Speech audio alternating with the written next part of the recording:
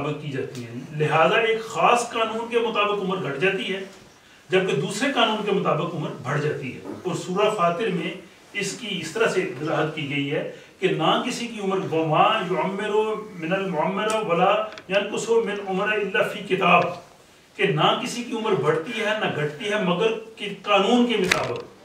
تو کنفیوژن یہاں پہ ہوتی ہے کہ جب وہ کتاب کہہ دیتے ہیں تو کتاب سے مراد یہ لی جاتی ہے کہ کتاب لوح محفوظ میں اس کی عمر لکھ دی گئی ہے، حالانکہ کتاب سے مطابق خدا کا قانون ہے کہ کسی کی عمر گھٹ بڑھ نہیں سکتی اکارڈنگ ٹو Allah's laws، تو پھر وہ سمجھنے میں کنفیوژن نہیں ہوتی۔ تو اس سے صاف ظاہر ہے کہ قانون کے مطابق عمر لمبی ہوتی ہے اور اسی قانون کے مطابق عمر کم ہوتی ہے، اور قانون یہ ہے کہ بے احتیاطی سے عمر کم ہوگی اور احتیاط سے عمر بڑھ جائے گی۔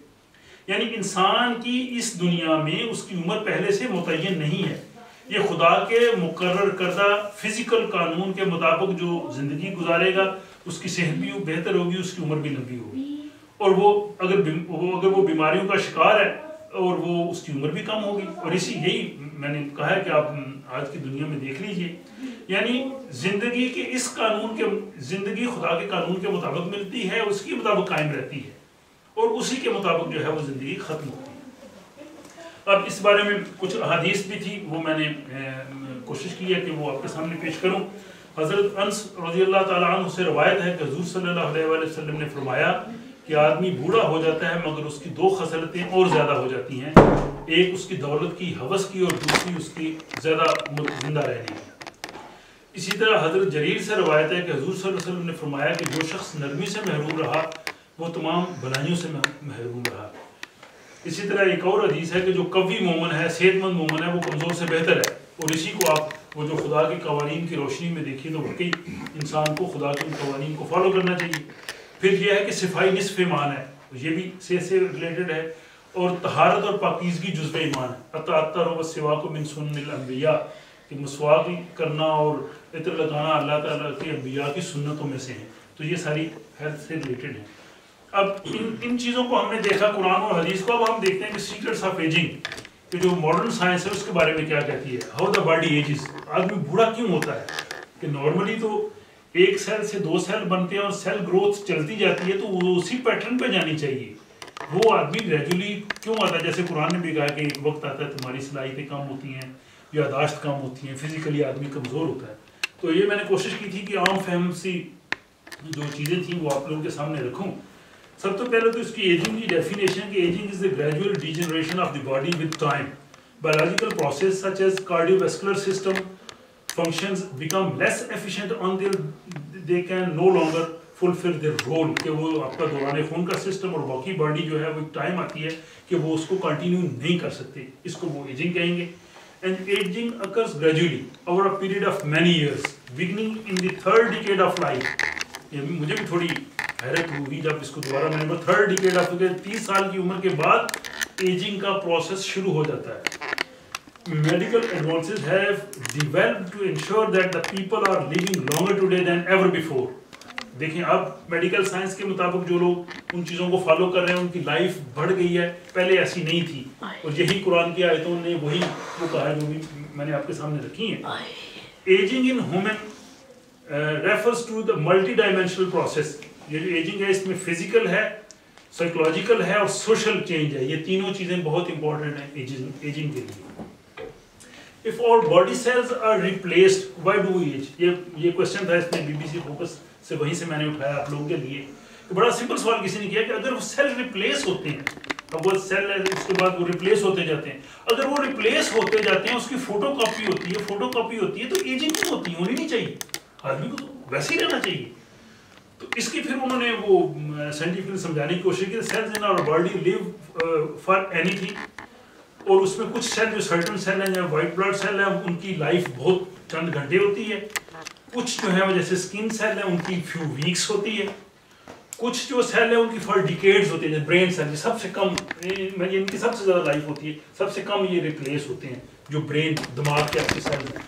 ویسے تو نارملی کہتے ہیں کہ 7 سال کے بعد جو ہے وہ آلموسٹ انسان کی باڈی جو ہے وہ ریپلیس ہو جاتی ہے، جو سیل آپ میں آج ہیں وہ 7 سال کے بعد وہ سیل نہیں ہوں گے، ان کی جگہ نئے آ جائیں گے، یا خون میں بلڈ میں 120 ڈیز کا سرکل ہوتا ہے کہ اس کے بعد آپ کا جو آج بلڈ ہے 120 दिन के बाद वो नया होगा, ये सेल नहीं होंगे। तो क्वेश्चन ये था कि अगर वो फोटोकॉपी हो रहे हैं तो एजिंग क्यों होती है? वो नहीं होनी चाहिए।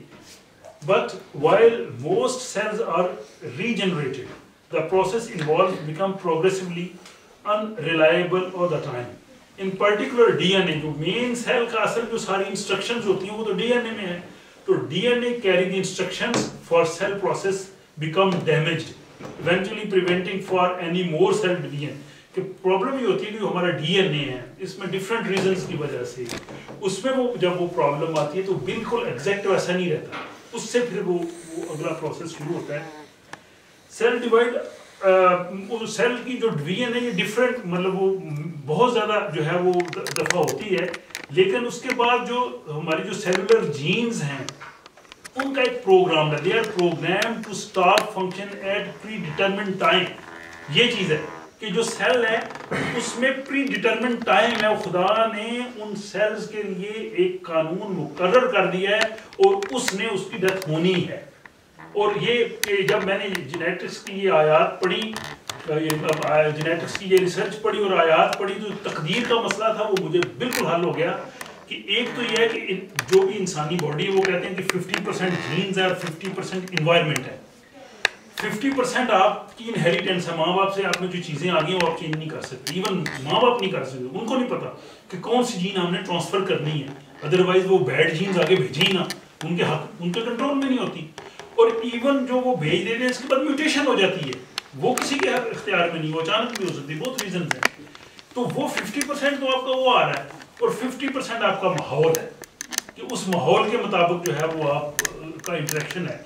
जैसे वो हज़रत अली ने बड़े सिंपल लफ्ज़ों में कहा किसी आदमी को कि अपनी एक टांग उठाओ, तो उसने उठा लिया, दूसरी उठाओगे मैं नहीं उठा सकता। तो मेरा ख्याल वो यही है कि 50% आपका वो जेनेटिक मेकअप है जो आपको पेरेंट्स से मिल रहा है और 50% है आपका इन्वायरमेंट।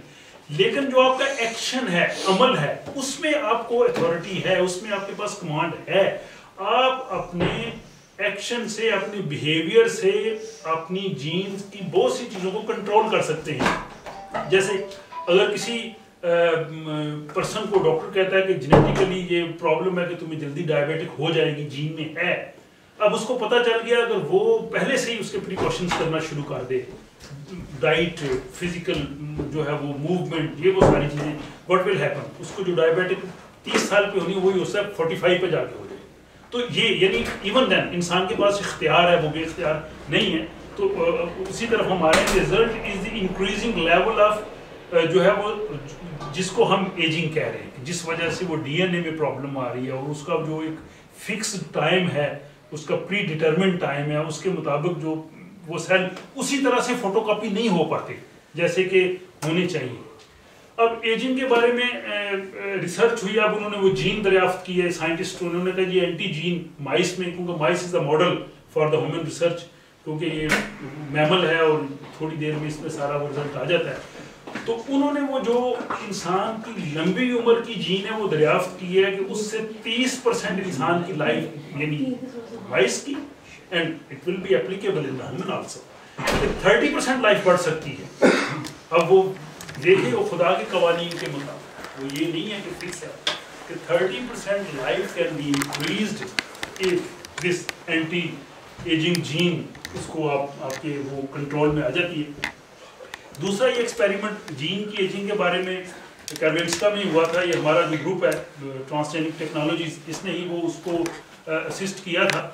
और इसमें उन्होंने वो प्रोफेसर थे, उन्होंने वो जीन नॉकआउट किए हमने माइस में।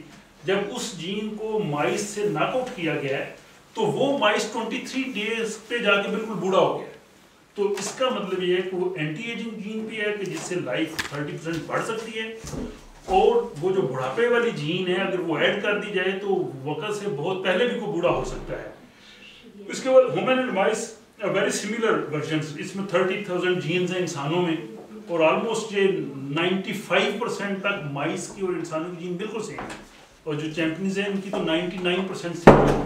कि इस पर भी मैं बात करूँगा कि इतनी सिमिलैरिटी है इंसानों की और जानवरों की, और आपका फिजियोलॉजी बिल्कुल सेम है, एनाटॉमी सेम है, जिस तरह से सेल इंसानों में फंक्शन करते हैं जानवरों में भी ऐसे करते हैं, तो फिर फ़र्क इंसान और जानवर में क्या इतना ही फ़र्क है? इस पर भी अभी बात आ रही है। لیکن the effect is not quite so strong in female mice. یہ جو جین